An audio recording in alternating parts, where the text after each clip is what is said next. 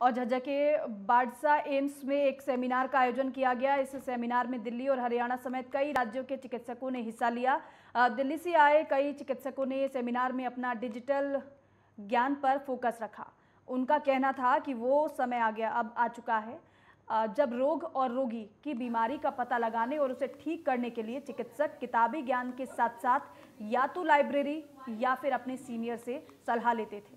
आधुनिकता के इस दौर में डिजिटल पर सभी का फोकस है और अब समय आ गया है कि डिजिटल माध्यम से ही संबंधित चिकित्सक रोग और रोगी पर किए जाने वाले रिसर्च की जानकारी हासिल कर सके।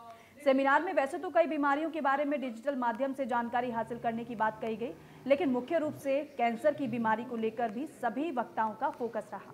उन्होंने आमजन से भी अपने स्वास्थ्य के प्रति ध्यान रखने की बात कही और कहा कि स्वास्थ्य ही हमारे जीवन की पूंजी है।